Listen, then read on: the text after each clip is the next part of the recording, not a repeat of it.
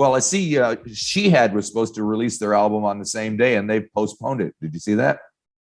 I did, yeah. I thought that's a pretty smart move. I guess, yeah, it just gives them the extra time, and you never know what's going to happen, I guess. And they've postponed it to a pretty reasonable date too. So Yeah, about a month away or so. So how are you feeling about putting it out in this environment we're in? I think it took me a few days to get my head around it, but now that we're ramping up to the actual date, things have just started getting really busy. So I've been doing quite a few interviews and sending through questionnaires and whatnot, and organizing live streams and whatnot. So it's actually been quite cool. It's really good to keep my mind off things, for sure. Oh, very good. And what are you going to do on the day? Anything exciting? Well, I don't know how exciting this sounds, but I thought perhaps Chris and I might go live. Just on the evening, we can have a little chit chat with everyone and see how everyone is, and that'll be fun. Maybe play a couple of songs. Cool. Yeah. Yep. I mean, I'm sure you must have had plans to do gigs and stuff, and have had to postpone or move things around. So a few things that have changed, like the flying out live that we were supposed to do on Saturday. That's changed to a live stream online through their page, so through their event page. So that should be cool. And yep. Something. Yeah, still, you just got to change, I guess, with the times. You got to. Well, it seems that way, yes. So, I'm kind of curious as to, compared to the previous record, how you're looking at this one. Is there more at stake for this record, do you think, for you? Well, I guess I've been invested more into it in terms of me being the sole producer, writing all the songs. So I think that probably does mean I've got a bit more invested. Yeah, and it's it was definitely a learning process as well. So I think there's a little bit of anxious excitement about releasing it out, but definitely different from Red Earth in that respect. I didn't have like on the last record I had Alan Mihari to bounce things off, which was really as a co-producer, which was really great for those difficult moments, especially in the studio. But this time it's definitely more of a self-driven. And why did you want to do it by yourself this time? Part of it out of necessity, but also I do like to challenge myself. I like to try and improve and build and learn on what I did last time. So I thought this was a perfect opportunity. Yeah. So you recorded, was it at Roundhead, right? Just around the corner here? Yeah, Roundhead. Yep. Again. Yeah. Very good. Definitely one of my favorite places to record. I'm sure. We did the Brick Burn this time. And it was pre-COVID, was it, or during, or after, or when did you do it? It was during, actually. Yeah. So when I booked the studio, I don't think we had kind of got right into the thick of lockdowns and things. So I also, at the time, I applied for Creative New Zealand funding, which I was really, really lucky to be successful for. Very good. So so it was awesome. So part of that was actually being able to tell them how I was going to navigate COVID as well. Oh, really? It's like, well, I don't know. I've never done this before. Yeah, exactly. So I was quite lucky that I was actually in a lot of the writing and pre-production process during lockdowns and stuff. So that didn't affect me in terms of losing gigs and whatnot. But last year we were supposed to travel to Europe and do a tour. So I forget about that because in the end I was super busy writing this album. So I guess that's one positive thing that came out of it. So I think we ended up only having one small delay, which was probably about a month, where there was some lockdowns and we had to just navigate that. But so you say you were writing the album. Did you write these songs as a body of work in mind, or are they kind of all coming from different places and coming together and landing?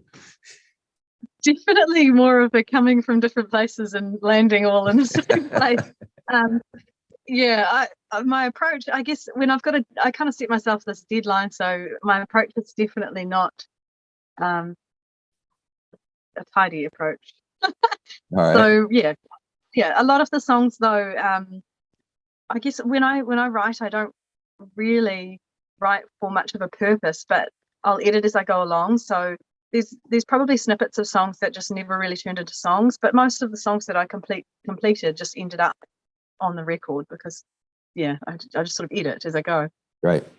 And did you have anything in mind about how you wanted to present yourself, how your sound wanted to be different or the same, or, was it going to be country, more country, less country, rock? I mean, I don't know. Do you think in those terms? I see a lot of that as it can be like marketing, isn't it? Like how there is that, but it's also just how you want to present yourself as well. Yeah, true. No. It just comes out, and I'll write from emotion, so it'll be things that have made me feel a certain way, and so then I'll have the sounds that relate to those emotions, and then it'll just come together. And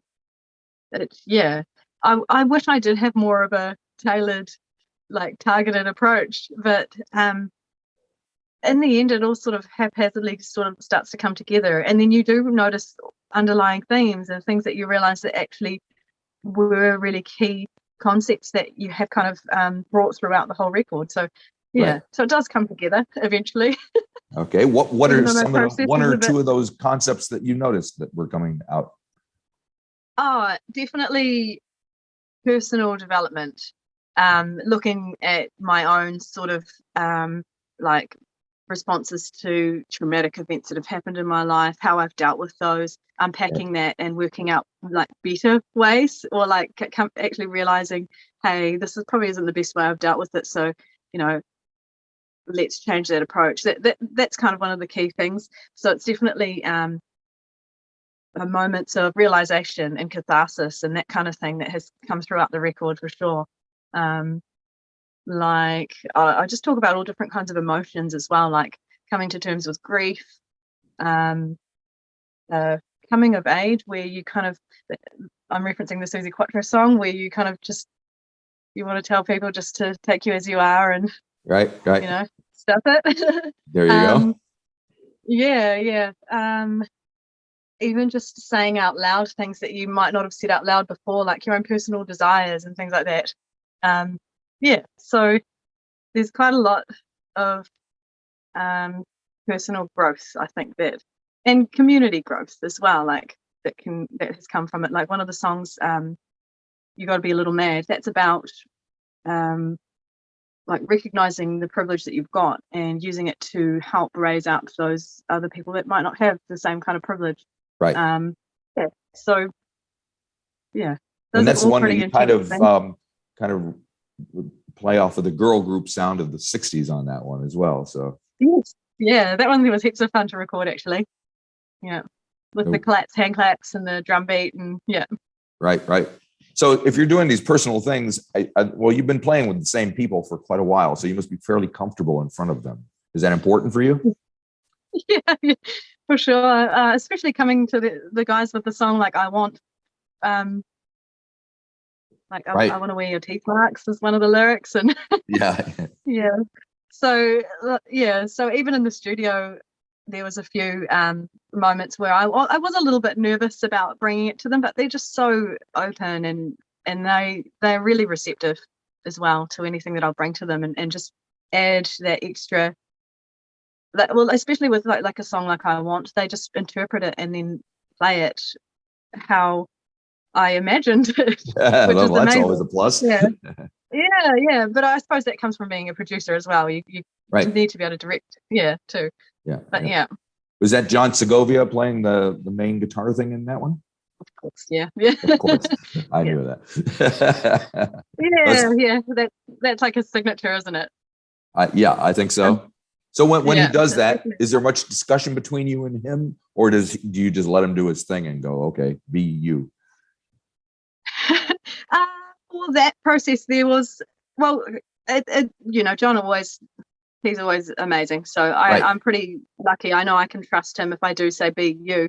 But we did talk about things like exactly what the sound would be like, and just direction, like here's a moment where everything's going to sort of explode and come to a climax, so just play along with that, and so he's just John, he's just the maestro. But there are a few tracks where it's kind of just you and a guitar. Like there's one called "Who Kissed Who." It's kind of a very kind of brief little folky thing. So yes, yeah, kind of mixing it and up that's a bit there, right?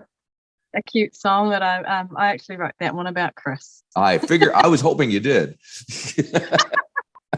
Yeah. So that was pretty cool to have a song for him on the record too, because obviously, as my partner, he's just like my biggest cheerleader. So he's always Sure. Someone I can bounce off and bounce ideas off and stuff. And so and that one's just about like a funny little argument that we always have where we won't agree who started it. And that's a true thing. We always argue about that. Right. Now the final track on the album was called "Let the Night In," and you've got your mother singing on that one, which is I do, yeah. And it was such a crazy little experience for her, because she's not a recording artist and she's not a musician really as such. She just loves to sing. Right. And I don't think she might have like at school or whatever sung in front of people, but she's never sung in front of an audience before. And I wrote the song for her because I knew that she could sing and I wanted to have her in the studio. Right. And so the night when she came in, she was just so nervous and so excited. And it was a little bit sad actually, because my grandfather, her dad, had passed away 2 weeks before. Ooh, so 2 weeks, yeah. So she was still quite raw actually. And he's one of my biggest fans. So he would come to the Country Music Awards every time. So this year we definitely missed him. Yeah. So when she was in the studio, we did the recording. She listened back to herself and she was in tears. It was just such a beautiful moment. And she heard it, and nice. I just said to her, "You never knew you could sound like that, did you?" I knew you did, but did you? And she was just like, "No." And we were talking about how Granddad would have been really proud, and very cool. So that was a really, really lovely moment. Yeah. And on the other side, you've covered Susie Quattro. Don't take me home, baby. No, no, no, no, no, 'cause your mama won't like me. Your mama won't like me. Don't take me home, honey, now. No, no, no, no, no, 'cause your mama won't like me. Your mama won't like me. Which is that's quite different again, isn't it? Yes. Yeah, but she's obviously pretty you were trying to make some kind of statement. But I mean, you could have covered anybody. You could have covered Carole King or exactly Adele or somebody, but you chose Susie. True. There's of course I chose Susie because I think she's pretty rad. I think she's one of those artists who broke the mold, who we stand on the shoulder of her achievements as a female, as a woman in music. And she's just always had that really like I don't give a attitude, and she's just badass. I talked to her just a few months ago. Oh, you did? He has a new album out called "The Devil in Me." It's actually pretty good. Yes, and she wrote that with her son. Yep. Yeah. So cool. And here I am talking to you now. Well, there you go. It's all a circle, comes around. It's a big circle. And now, speaking of video, you do have a pretty cool video with our friend Amorous Ava. Yeah, that's another one that Amber directed as well. Right. And so that one's for Between Hello and Goodbye. And Amorous Ava is a broken heart, an anatomical heart. I think they know how low I let myself go. Whiskey's like water, hardly softens the blow. Yes, it's kind of gross. It's kind of gross. It's so funny because Amber, she came up with the idea of having the broken heart, and she made the whole paper mache outfit as well. And she was like, she sent me photos of the process, like, is this too gross? Is it too realistic? And I was like, no, it's perfect, because it was just that perfect amount of like awkward, weird quirky, Yeah, definitely. but endearingness. Yeah, so I really loved it. Yeah. And what was the she's shoot pretty like? awesome Because to did you work go with. to an actual supermarket when you were? We did, yeah. We got in touch with New World and we said, "Can we film in your store?" And they said, "Yep, cool." And we wandered around, and a woman actually came up to us saying, "Are you protesting against meat eaters?" So we were like, "Oh no, this is just a music video. It's okay, like she's not a big giant piece of steak." Like, yeah, so that was pretty cool. Well, that's it kind of goes to show how people will see something and make their own little story about it, no matter what the original intention was. So yeah, exactly. kind of But what art is hey, all about anyway, whether yes, it's totally. so But who would expect to see a big giant walking anatomical heart in the no, supermarket? I certainly wouldn't. No. That's It was great. great. It was great. The looks were perfect. It was awesome. Yep. Now I was wondering, because I mean we've got some pretty wonderful and well and other female, I don't even know if I should say female artists, but they are female and they are artists like Reb Fountain and Tammy and Beck Runga and all these. I'm wondering, does their success or what they do have any effect on you, what you do? Do you think about it? Do you look at what they're doing and kind of gauge what's working and what isn't, or what you want to do or don't want to do? Yeah, well, hey, all of them are doing so well, and Right. I feel like as a musician, you don't really get given a pathway. Like no one ever says to you, "This is how you do it." So I'm really grateful that two of those artists actually, like Beck and Tammy, they both Right. wrote support letters for me for my Creative New Zealand funding application. So I completely look up to all of them, and if I can learn something from them, I will learn something from them. And yeah, and I'm actually really grateful that they're really open to helping as well, and being an ear, or giving me a support letter, or or giving me a support act slot as well. Like I've played shows with them as well. So yeah, 100%. I'm just so it makes me really proud to see the level of talent that we have here and we produce, and that and I can kind of be like, "Hey, I know them." Or like, "Hey, so I'm learning off them," or like, yeah. Well, it's how great cool that is they that? are so supportive, because I've been in other Definitely. environments, like in the States, where bands are very competitive and they cut each other down at the first chance they get, and kind of diss on each other. Whereas that just doesn't seem to happen in New Zealand. Yeah, I'm really, really grateful for that for the support network that we have, and how lovely everyone is in the scene. Of course, you're probably going to get moments where, I don't know, there might be one or two people, but overall, everything's really supportive and awesome. So. Yep. So when do you think you're going to be back on the stage? Oh, yeah, good question. Maybe end of September. Right. I don't know. Yeah, still kind of navigating that. I've definitely got shows booked for the whole of September, pretty much. So Right. we'll see. I mean, it's got to be tough. I mean, just having everything up in the air like this all of a sudden, because I mean, all of us were just like cruising along and like everything was fine, and then it wasn't suddenly one day. Literally one day, everything changed. It was. It definitely was very sudden and a big shock, but it's something that you have to. Well, like I said, with the Creative New Zealand application, they said, how are we going to navigate things like this? So you do have to consider it. Unfortunately, now it's just one of those things you have to put into your contingency plans, and as soon as things change, you just have to quickly change with it. Really? Yeah. I guess you just got to go with the flow. What can you do, really? Yeah, but I felt pretty cool. Like I did take a little bit to get used to it, but that was a couple of days, and now everyone has been really supportive. Like I've had some really cool messages and done some cool interviews and whatnot. Yep. Here I am talking to you. Here you are. Well, we'd love to have you come and play here if it was possible. But, I'm really looking forward to that. Well, we'll do that. Yep. Well, great. I mean, it's only been a week and I'm already missing being out of Yeah. Drives me crazy. Definitely. But anyway, there you go. But it's great to talk to you like this. And I hope the album does very well. What do you want it to do?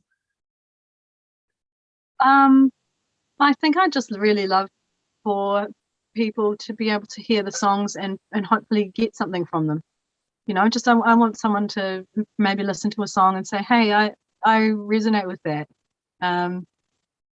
And maybe even think about some of their own things that they've gone through and how they can potentially heal or help someone else or move forward. Do you remember what artist, song, album first touched you that way? I think it might have been maybe Carole King. All right. Tapestry. Is that the name of the album? Yeah, Tapestry. That is. Yeah. It's 50 years old, and I bought it when it came out. That's awesome. That is so cool. That's one of my favorites. Yeah. No, you probably have the original copy still there, don't you? Oh yeah, definitely. Yeah, of course, yeah. Yeah. So she's pretty amazing, and those songs are really touching. Like there's a song "Beautiful" that I really, really love. And I think the actual song "Tapestry" helped write one of my very, very first songs, which was called "You," and I was only 15. So it was inspirational for me. Yeah, one of my very first songs. Yeah, she's amazing. All righty. Well, so are you. Thank you for talking to me. Thanks for making the record. Fantastic. Can't wait to see you out and about. I'm sure I will soon. Yeah, we will. We'll catch up. We'll go for a quiz team night. There you go. That's it. That's right. Cool. That sounds like Awesome. fun. Thanks, and have a great day on Friday on release day. I will. Thank you. All right. See you later.